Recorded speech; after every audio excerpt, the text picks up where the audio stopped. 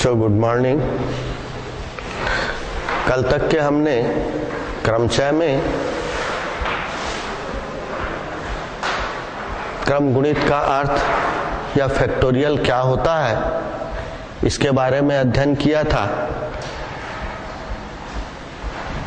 Factorial 0 का मान क्या होता है या 1/r का फैक्टोरियल क्या होता है, इन सब के बारे में हमने पिछले कालखंडों में अध्ययन किया था और उसकी सहायता से क्रमचयों की संख्या कितनी होती है, कैसे ज्ञात करते हैं, इन सब के बारे में अध्ययन किया था।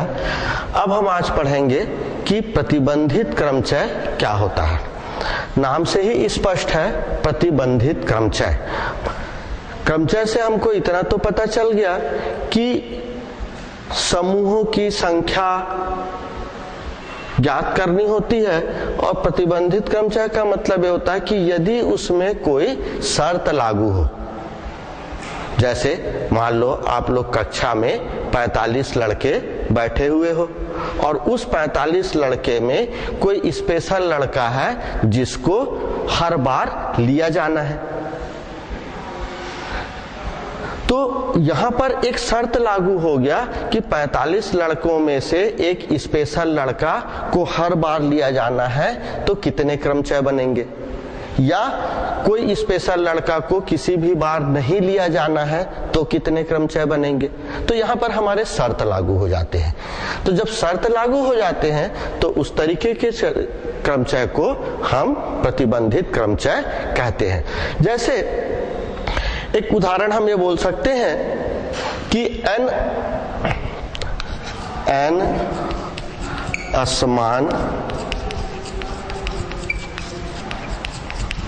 असमान वस्तुओं में से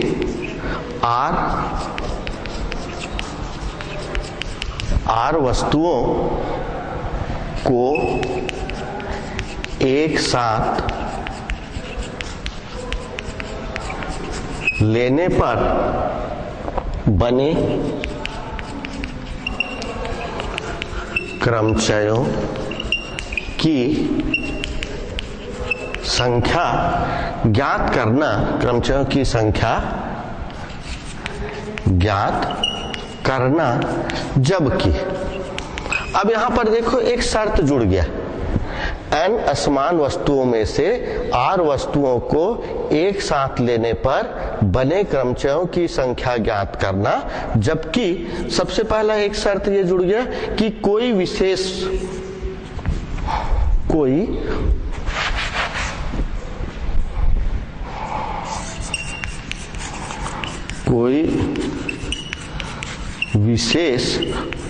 वस्तु प्रत्येक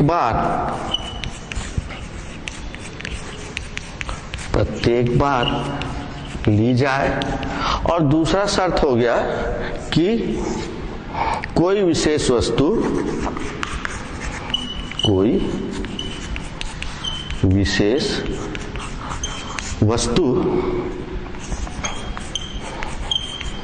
कभी न ली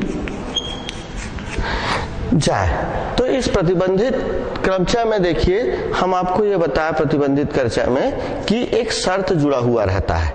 हमको बोल रहा है कि n असमान वस्तुओं में से r वस्तुओं को एक साथ लेने पर बने क्रमचयों की संख्या ज्ञात करना। जबकि शर्त क्या जुड़ गया कि कोई विशेष वस्तु प्रत्येक बार ली जाए और कोई विशेष वस्तु कभी ना ली जाए।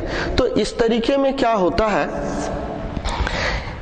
जो पहला नंबर वाला है इसके बारे में हम देख रहे हैं, पहले नंबर वाले में कि कोई विशेष वस्तु प्रत्येक बार ली जाए। इसमें क्या होता है कि हमारे पास यदि n असमान वस्तुएं हैं, n असमान वस्तुओं को हम ये बोल सकते हैं कि ये जो n असमान वस्तु है वो a1, a2, a3, a4 इस तरीके से n असमान वस्तुएं हैं। अब हमको उन क्रमचयों की संख्या ज्ञात करनी है जिसमें हम बोल सकते हैं कि a1 वस्तु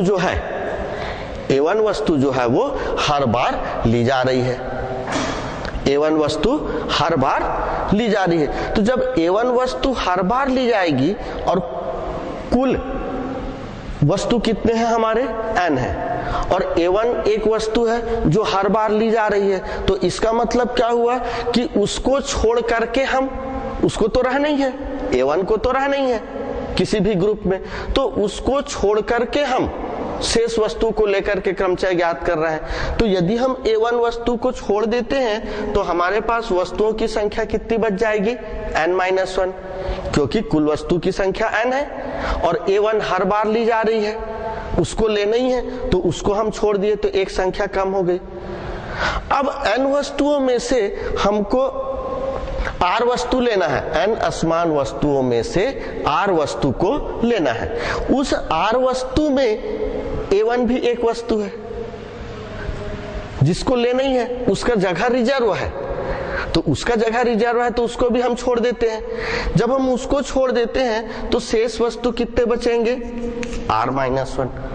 तो हमको n-1 में n-1 p r-1, n-n वस्तुओं में से r-1 स्थानों के लिए क्रमचयों की संख्या ज्ञात करनी है, जिसमें ये क्या हो गया, A1 हर बार आ रहा है। अब ये जो A1 है ये कितनी बार तक के है, कुल वस्तुओं की संख्या क्या है, n है, कुल स्थान n है। तो कहने का मतलब क्या हुआ, A1 कभी यहां पर रह सकता है, दूसरे ग्रुप में A1 यहां पर रह सकता है, सभी वस्तु को लेकर के हम समूह बना रहे हैं, तीसरे ग्रुप में A1 यहां पर रख सकता है। तो हम इस तरीके से क्या बोल सकते हैं, A1 जो है उसको हम n प्रकार से n स्थानों पर रख सकते हैं A1 को। लेकिन हमको कितने वस्तु को रख तो हम n प्रकार से सकते हैं, लेकिन हमारे पास स्थान कितना है, r स्थान है, n वस्तुओं को r स्थान में लेकर के बनाना है। तो A1 वस्तु को हम r जगह रख सकते हैं। और हम आपको क्रमचय के मूल सिद्धांत में सबसे पहला दिन बताए थे कि जब दो क्रियाएं साथ साथ चलती है तो उनका गुणा हो जाता है, m गुणित n, सबसे पहला दिन बताए थे। तो यहां पर भी क्या है, हमारे पास r स्थान है और A1 को हम r स्थान में रख सकते हैं, तो इसमें हम किसका गुणा कर देंगे, r का गुणा कर देंगे। तो इस तरीके से कोई विशेष वस्तु प्रत्येक बार यदि ली जाती है, कोई विशेष वस्तु यदि प्रत्येक बार ली जाती है तो उसके क्रमचयों की संख्या या r वस्तु लेकर के यदि हम बनाए, समूह बनाए, तो उसके क्रमचयों की संख्या हो जाएगी r गुणित n-1 p r-1। ये एक सूत्र निकल जाता है। यहां पर जो सबसे महत्वपूर्ण बात यह है क्रमचय में कि तर्कों के द्वारा उसको सिद्ध करना होता है, तर्क की सहायता से हम उसको सिद्ध करते हैं कि वो हम कैसे ज्ञात करेंगे। अब दूसरा स्थिति आता है कि कोई विशेष वस्तु कभी न ली जाए। अब यदि n असमान वस्तु है, r स्थान है और A1 एक ऐसा वस्तु है जो कभी नहीं ली जा रही है, तो यदि कभी नहीं ली जाती है तो टोटल n में से एक वस्तु तो कम हो गया, नहीं ले रहे। अब जब टोटल n में से एक वस्तु कम हो गया तो शेष वस्तु कितने बचेंगे, n-1, n-1। और n वस्तु में से हमको कितना लेना है, r लेना है, जिसमें A1 ऐसा है जिसको कभी नहीं लेना है। जब उसको रखना ही नहीं है तो उसके जगह में तो कोई परिवर्तन नहीं होगा, नहीं रखना है, नहीं रखना है, बाकी लोग आ जाएंगे उस जगह में, r तो r ही रहेगा। तो जब हमको उसको रखना ही नहीं होता है तो उस परिस्थिति में n-1p r हो जाता है। ये यदि हम किसी विशेष वस्तु को कभी नहीं लेते हैं, किसी विशेष वस्तु को कभी नहीं लेते हैं तो उसके क्रमचयों की संख्या, ये सेकेंड नंबर का है, क्रमचयों की संख्या। कोई स्पेशल जैसे यहां पर हम A1 को बोल के किए कि A1 को कभी नहीं लेना है, तो उस परिस्थिति में उसके द्वारा बने क्रमचयों की जो संख्या है वो हो जाएगी n-1 PR1। और शुरू में जो बताए थे, दो क्रियाएं जब साथ साथ चलती है तो गुणा हो जाता है जब हम वस्तु को लेते हैं उस परिस्थिति में। लेकिन n वस्तु में से r को लेकर के यदि हमको बनाना है, क्रमचय बनाना है, तो वह जो होता है इन दोनों के योग के बराबर होता है। कहने का सही ये है कि n वस्तु में से r को लेकर के यदि हम क्रमचय बनाए तो कितना हो जाएगा NPR। अब एक बार कभी नहीं ले रहे हैं और एक बार हर हमेशा ले रहे हैं, तो उन दोनों के पहले और दूसरे के जो क्रमचयों का योग है वो किसके बराबर होता है? NPR के बराबर होता है। तो हम इसको लिख सकते हैं n-1 PR धन R इंटू n-1 PR-1। ये भी हमारा एक सूत्र बन जाता है। कई बार क्या होता है, इसका जो सिद्धांत रहते हैं, इस सिद्धांत से हमको जल्दी से समझ में नहीं आते, क्योंकि ठीक है हम 2-3 बार इसको पढ़ा चुके हैं, बता चुके हैं, इसलिए हमको तो वो सरल लगता है, लेकिन आप लोगों को ये लगेगा कि ये क्या बोलते हैं सर। तो यहाँ पर 2-4 बार जब हम इसके सवालों का प्रैक्टिस करते हैं, सवालों को जब पढ़ते हैं और जब बनाते जाते हैं, जितना ज्यादा हम उसको प्रैक्टिस करेंगे, जितना ज्यादा बनाते जाएंगे, तो उतने ही वो हमको वो चीजें जो है वो धीरे धीरे क्लियर होती जाती है। अब एक चीज और आता है इसी में कि चलो इसको मिटा देते हैं पहले।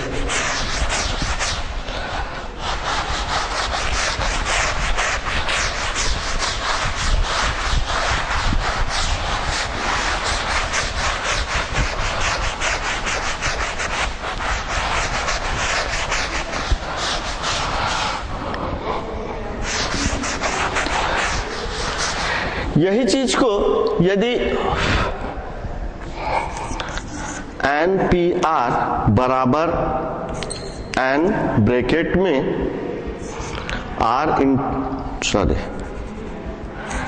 n-1 PR-1,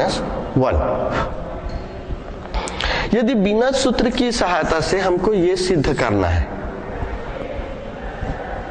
NPR बराबर n गुणित n-1 PR-1, हम किस तरीके से इसको सिद्ध कर सकते हैं? देखिए कि n वस्तु है हमारे पास, n असमान वस्तुएं है, और उस n असमान वस्तुओं में से r वस्तु को लेकर के क्रमचय बनाना है। n वस्तु में से r वस्तु को लेकर के क्रमचय बनाना है, तो उसके बने क्रमचयों की संख्या क्या हो जाएगी? NPR। इधर का तो लाइन क्लियर है।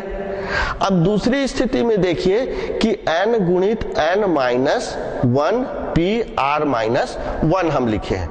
यहां पर जो n वस्तुओं में से एक वस्तु ऐसा है जिस वस्तु को हम n प्रकार से ले सकते हैं।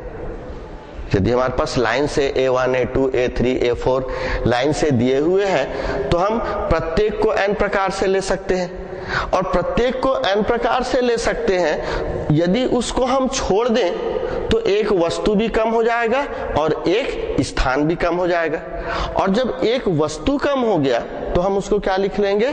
n-1, और एक स्थान कम हो गया तो उसको क्या लिखेंगे हम? R-1।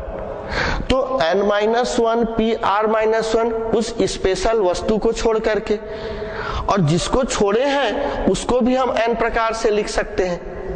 उसका स्थान तो कहीं पर भी हो सकता है ना। क्लास में जैसे आप लोग 45 लोग बैठे हो, तो एक लड़का 45 प्रकार से बैठ सकता है। 45 जगह बना हुआ है बैठने के लिए। कभी वो पहला नंबर का लड़का 1 नंबर में बैठा, कभी 25 नंबर में बैठा, कभी 45 नंबर में बैठा, कभी 10 नंबर में बैठा, तो एक लड़का 45 प्रकार से बैठ सका। अब यदि हम उसी 45 को n मान लिए तो एक लड़का n प्रकार से बैठ सका। तो वही जो एक लड़का n प्रकार से बैठ सका है वो n है, और उस n का गुणा हम टोटल का जब हम निकालेंगे तो उस n का गुणा n-1 PR-1 के बराबर हो जाएगा, जो उसके कुल क्रमचयों की संख्या को बताती है। तो इस प्रश्नावली में 5.3 प्रश्नावली में इसी प्रतिबंधित क्रमचय से संबंधित हमारे प्रश्न हैं। कुछ सवाल हम इसके हल करते हैं। सवाल जब हम हल करेंगे तो आपको ये ज्यादा और क्लियर हो जाएगा। चलिए देखते हैं इसके सवालों को।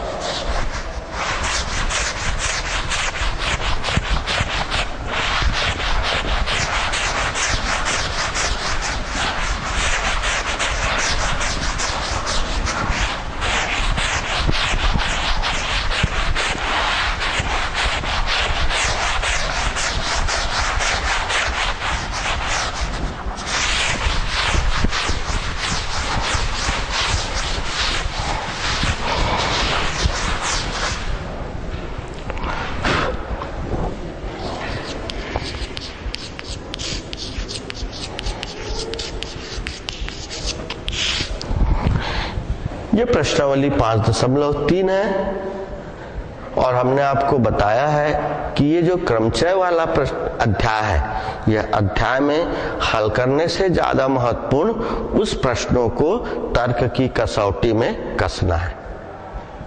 उससे तर्क करके हमको देखना है कि आखिर क्या नया चीज निकल रहा है। जैसे इसका एक दूसरा नंबर का ही सवाल हम लेते हैं। सवाल है आर्टिकल के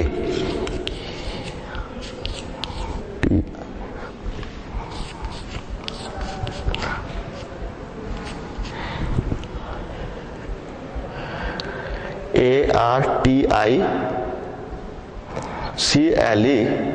शब्द से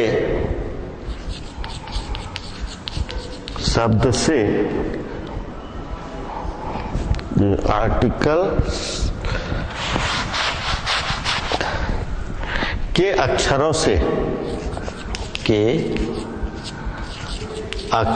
से कितने शब्द बनाए जा सकते हैं। सबसे पहला चीज तो आ गया हमारा कि ARTICLE के अक्षरों से कितने शब्द बनाए जा सकते हैं। यदि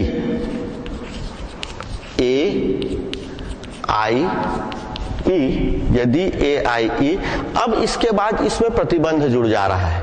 पहला प्रतिबंध ये जुड़ जाता है कि एक ही साथ रखे जाएं, और दूसरा एक साथ न रखे जाए। अब यहां पर ये प्रतिबंध जुड़ गया हमारा। ARTICLE के अक्षरों से कितने शब्द बनाए जा सकते हैं यदि AIE, पहला शर्त जुड़ गया कि एक ही साथ रखे जाएं, तीनों शब्द हमेशा एक साथ रहें, और दूसरा कि तीनों शब्द एक साथ न रहें, हमेशा वो कैसे रहें, अलग अलग रहें। एक साथ न रहे मतलब अलग रहे। तो पहले हमको प्रश्न को पढ़ करके उसका क्या अर्थ निकलता है ये अपने मन में देख लेना है, सोच लेना है उसको कि हमको किस तरीके से उसका क्या अर्थ निकल रहा है। अब हम इसको हल करने का प्रयास करते हैं। तो यहां पर हम क्या देखते हैं कि इस आर्टिकल शब्द ARTICLE में कुल कितने अक्षर हैं? 1 2 3 4 5 6 7 अक्षर। तो शब्द में ARTICLE शब्द में कुल अक्षर बराबर 7। अब इस शब्द में कुल अक्षर 7 है। पहला नंबर को हम ये कर रहे हैं, हमको ये बोलता है कि AIE एक साथ रखे जाएं तो तीनों को एक अक्षर मानने पर। अब हम तीनों को एक अक्षर मान लेते हैं, इस तीनों को एक अक्षर मान लेते हैं। तीनों को एक अक्षर मानने पर कुल अक्षरों की संख्या, ये तीनों को हम एक मान लिए तो ये एक हो गया, 2 3 4 5, एक ही बार गिनेंगे उसको, तो तीनों को एक अक्षर मानने पर कुल अक्षरों की संख्या हो गई 5। अतः 5 अक्षरों से बने 5 अक्षरों से बने शब्दों की संख्या, 5 अक्षर से बने शब्दों की संख्या क्या हो जाएगी हमारी? 5p5। 5 में से 5 को लेकर के हमको बनाना है। और 5p5 के बारे में हम कल बताए थे, फैक्टोरियल n बटे n माइनस r। यहाँ n का भी मान 5 है, r का भी मान 5 है। 5 में से 5 जाएगा, 0 बचेगा, और 0 फैक्टोरियल का मान 1 होता है, कल बताए थे। तो इस तरीके से इसका हो जाएगा हमारा मान फैक्टोरियल 5 और ये हो जाएगा 120। फैक्टोरियल 5 को यदि आपको डायरेक्ट 120 में नहीं समझ में आ रहा है तो हम इसको इस तरीके से भी लिख सकते हैं, 5 गुणित 4 गुणित 3 गुणित 2 गुणित 1 बराबर 120। लेकिन ये जो 3 अक्षर हैं, उन 3 अक्षर को भी तो फैक्टोरियल 3 प्रकार से जमाया जा सकता है, किंतु A I E को भी फैक्टोरियल 3 प्रकार से जमाया जा सकता है। अतः कुल क्रमचय बराबर ये फैक्टोरियल 3 और दूसरा का मान कितना निकाले हैं? 120। फैक्टोरियल 5 का मान 120 और फैक्टोरियल 3 माने 3 दूनी 6 का 120 से गुणा करेंगे तो 12 छक्के 72, 720। तो इस तरीके से हम आर्टिकल शब्द में यदि 3 अक्षर A I E एक साथ रहें तो हम उससे बनने वाले कुल क्रमचयों की संख्या कितनी होगी? 720। क्लियर है? चलिए इसको लिख लीजिए, इसके बाद फिर दूसरा वाला पार्ट बताते हैं।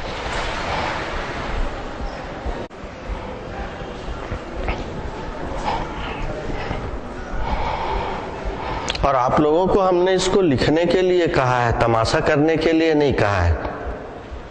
चुपचाप स्क्रीन की तरफ देखिए और उसको नोट कीजिए। चलिए हो गया। इसका अब हम दूसरा पार्ट लेते हैं।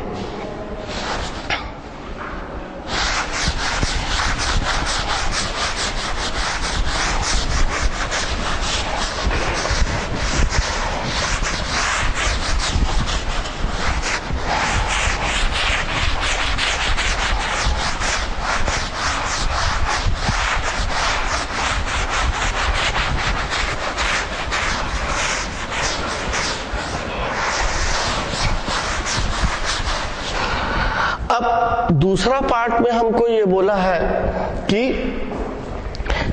A I E एक साथ न रखे जाएं, ये एक साथ न रखे जाएं बोल रहा है।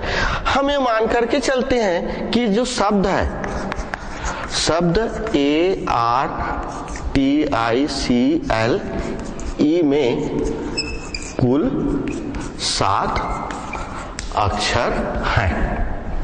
सेकेंड पार्ट है, इस शब्द ARTICLE में कुल 7 अक्षर हैं। यदि हम कल्पना करें कि ये 7 अक्षर भिन्न भिन्न है, अलग अलग है, ठीक है, तो 7 अक्षर को लेकर बने हुए शब्द कितने हो जाएंगे? 7 अक्षरों को लेकर बने शब्द। 7 में से 7 को लेकर के बनाना है हमको, तो ये क्या हो जाएगा 7p7। और 7p7 का मतलब फैक्टोरियल 7 बटे 7 माइनस 7 का फैक्टोरियल, ये तो 0 हो जाएगा।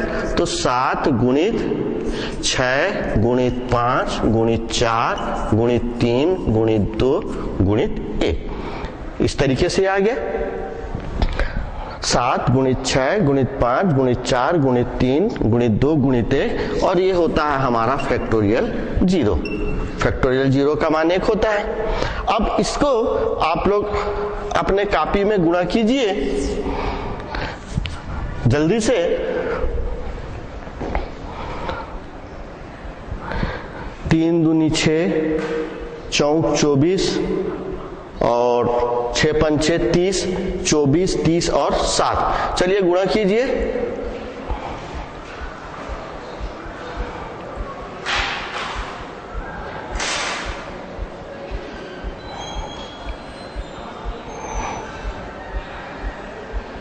कितना आया?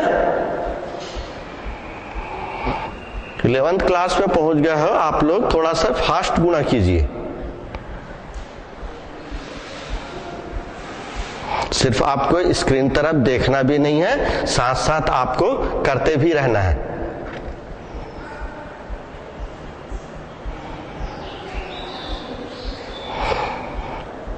एक चीज ध्यान रखना, आपको ये मालूम होना चाहिए कि 11th और 12th क्लास में कैलकुलेटर अलाउ नहीं है, तो आपको ये मेहनत तो करना ही पड़ेगा। अच्छा ठीक है, आपने बताया 5040। तो इस तरीके से हमने क्या देखा कि यदि वो सभी अलग अलग अक्षर हो तो उन सभी अक्षर को लेकर के जो बने हुए शब्द हैं वो शब्द हो जाएंगे 5040।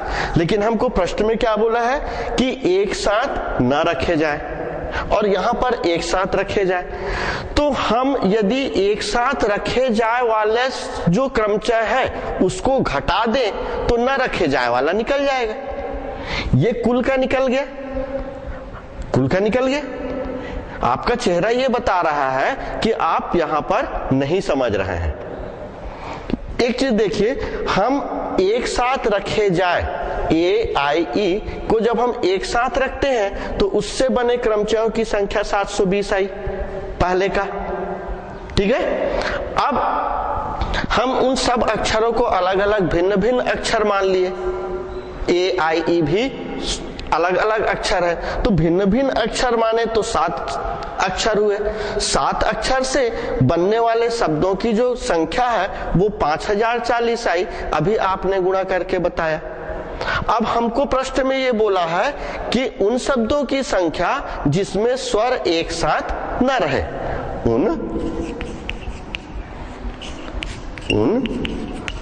शब्दों की संख्या जिसमें स्वर AIE एक साथ न रहे, जिसमें स्वर एक साथ न रहे, यही तो हमको ज्ञात करना है। तो इसका मतलब कुल शब्द ऋण वह शब्द जिसमें स्वर साथ है। हालांकि ऐसे लिखना नहीं है, हम आपको समझाने के लिए बता रहे हैं। कुल शब्द में से वह शब्द जिसमें स्वर साथ है उसको हम घटा देंगे तो वो शब्दों की संख्या, वो क्रमचयों की संख्या निकल जाएगी जिसमें शब्द साथ नहीं है। क्लियर हुआ? तो अब ये कुल शब्द निकला था हमारा 5040, और वह शब्द जिसमें स्वर साथ है हम पहले हल किए थे। ये देखो, एक साथ रखे जाए तो ये निकल गया था हमारा 720। अब इस तरीके से 5040 में से जब हम 720 घटा देंगे तो कितना बचेगा? घटाइए।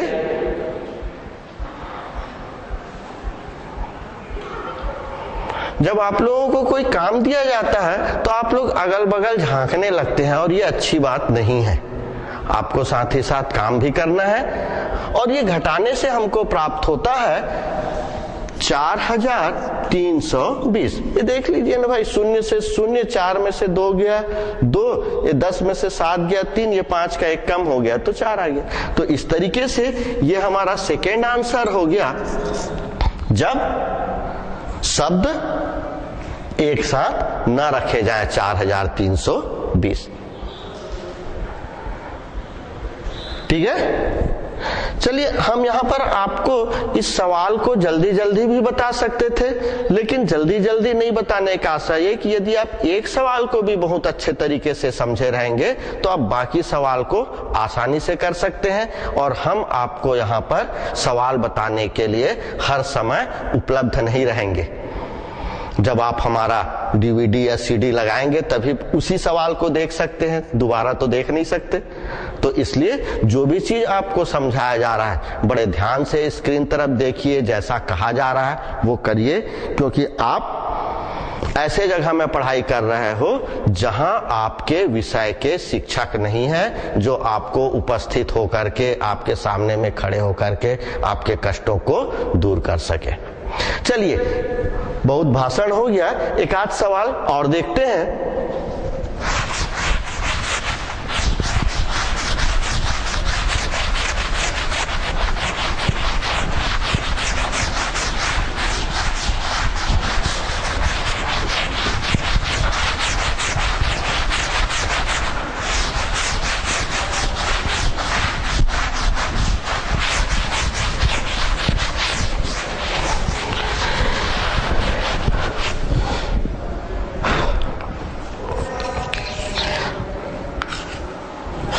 लखनऊ LUCKNOW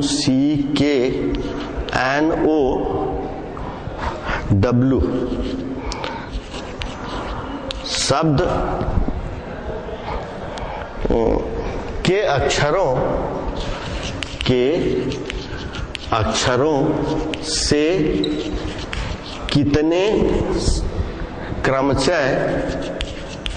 कितने क्रमचय बनेंगे यदि, यहां पर देखिए ये भी प्रतिबंधित समझा है। LUCKNOW शब्द के अक्षरों से कितने क्रमचय बनेंगे यदि पहला चीज है के मध्य में हो, और दूसरा है L से आरंभ हो तथा W में अंत हो। शब्द L से आरंभ हो तथा W में अंत हो। एक प्रश्न था पहला वाला कि उसको लिया जाए कभी ना लिया जाए। अब ये दूसरा प्रश्न है कि के मध्य में हो। यहां पर LUCKNOW शब्द के अक्षरों की संख्या, शब्द के अक्षरों की संख्या कितनी है? यहां पर अक्षरों की संख्या कितनी है? 1 2 3 4 5 6 7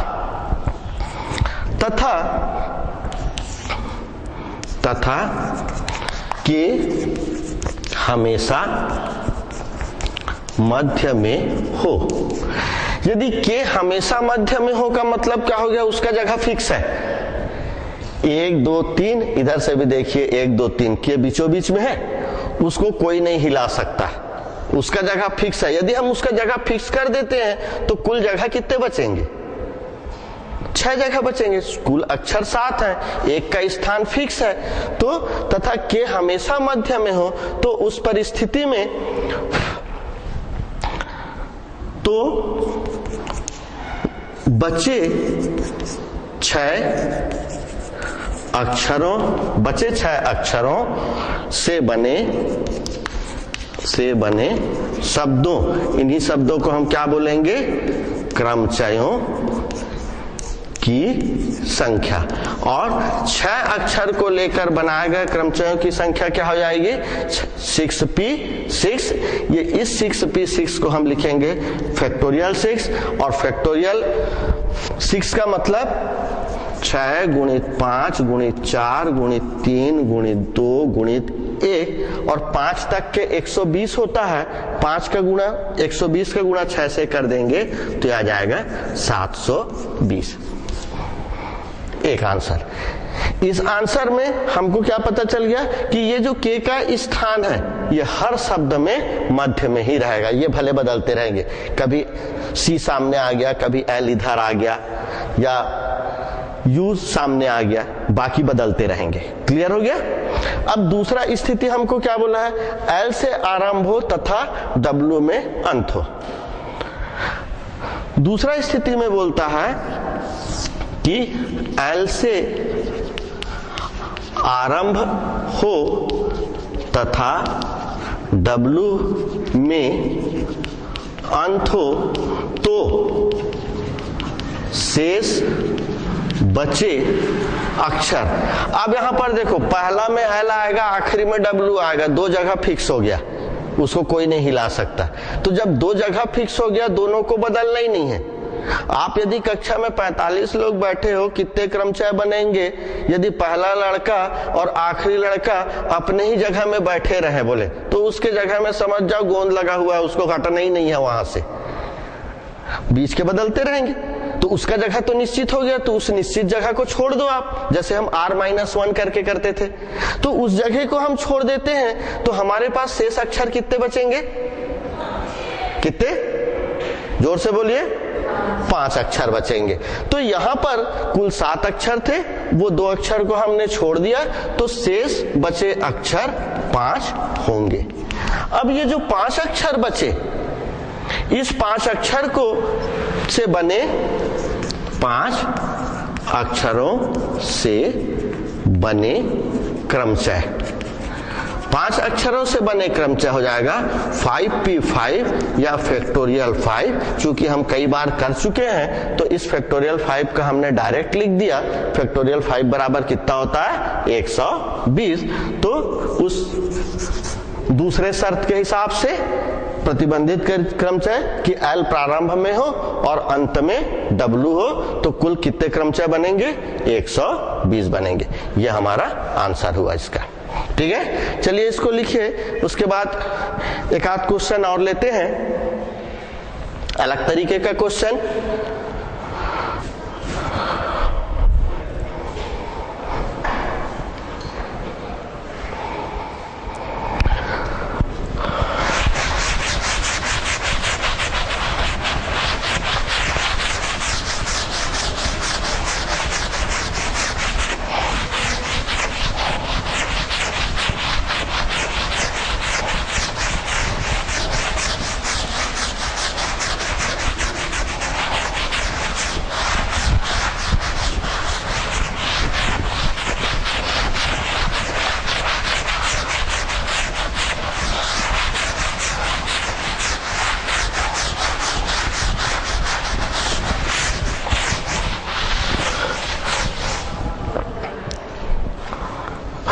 चलिए एक छोटा सा क्वेश्चन और देखते हैं कि अंक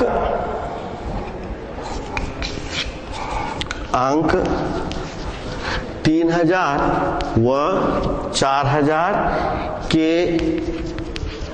बीच स्थित 5 से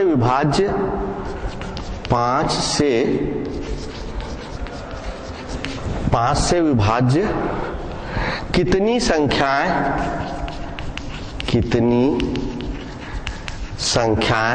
3, 4, 5, 6, 7, 8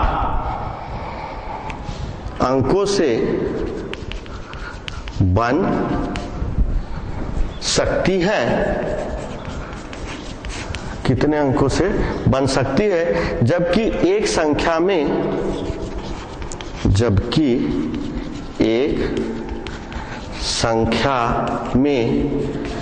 किसी भी अंक की पुनरावृत्ति न हुई हो। प्रश्न बोलता है कि अंक 3000 व 4000 के बीच स्थित 5 से बीच स्थित और 5 से विभाज्य कितनी संख्याएं 3, 4, 5, 6, 7, 8 अंकों से बन सकती है, जबकि एक संख्या में किसी भी अंक की पुनरावृत्ति न हुई हो। सवाल आप पढ़ रहे हो, बड़ा भी लग रहा है, लंबा भी लग रहा है, और एक बार में आपका चेहरा देख के ये लग रहा है कि क्या सवाल बता रहे हैं, कुछ समझ में ही नहीं आ रहा है। लेकिन यदि आप इसको बार बार पढ़ोगे सवाल को और हल करोगे, तो यहाँ पर इसमें हम हल करते हैं और हल में देखते हैं कि दिए हुए अंकों की संख्या, दिए हुए अंकों की संख्या 1, 2, 3, 4, 5, 6, हमको इसी से संख्या बनाना है। 3, 4, 5, 6, 7, 8 दिए हुए अंकों की संख्या कितनी है? 6 है। अब 3000 और 4000 के बीच की जो संख्याएं होंगी, इसमें लिखने का ज्यादा रहता है। हम आपको बताए हैं कि 3000 व 4000 के मध्य की संख्या जो 5 से विभाज्य हो, जो 5 से विभाज्य हो, उसका प्रथम अंक 3 व अंतिम अंक 5 होगा, अंतिम अंक 5 होगा, तथा जो 4 अंकों से बनी होगी। ये चीज हमारा क्लियर हो गया। 3000 से 4000 के बीच की संख्या, मान लो हम बोले 3580 थोड़ी देर के लिए, तो पहला अंक तो 3 ही होगा ना। 3000 से 4000 के बीच का पहला अंक 3 होगा, और 5 से विभाज्य है बोल रहा है, तो उसकी इकाई में 5 होगा या 0 होगा, तभी वो 5 से विभाज्य होगा। क्योंकि 0 यहां पर दिया नहीं है तो 5 ही होगा। तो 2 स्थान तो निश्चित हो गया। कौन कौन सा स्थान? एक 3 का और ये 5 का, 2 स्थान निश्चित हो गया। और 1000 का जो अंक होते हैं उसमें कुल कितने अंक होते हैं? 4।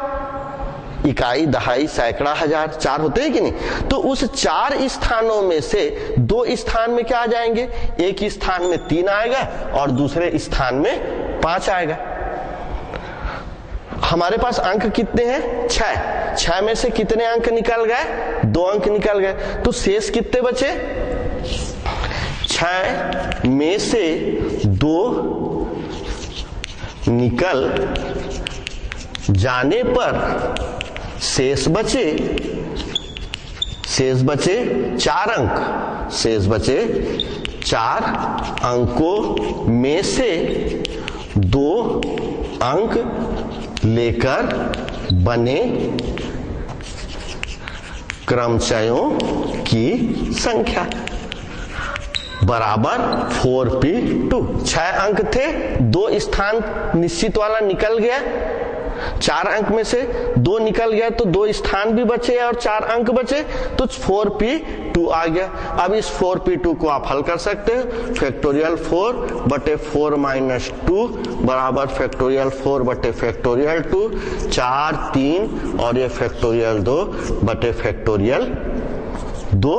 ये फैक्टोरियल 2 कट गया, 4 तिया 12। आपके क्लास की घंटी बज चुकी है, इसलिए हमने थोड़ा सा आपको जल्दी बताया। और कुल क्रमचयों की संख्या 3000 से 4000 के बीच स्थित जो 5 से विभाज्य हो और 3, 4, 5, 6, 7, 8 अंकों से लेकर के बनी हो, तो उनकी कुल संख्या कितनी निकलेगी? 12 निकलेगी, और यही हमारा आंसर होगा।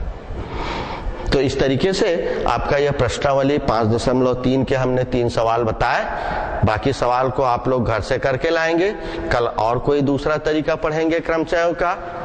धन्यवाद।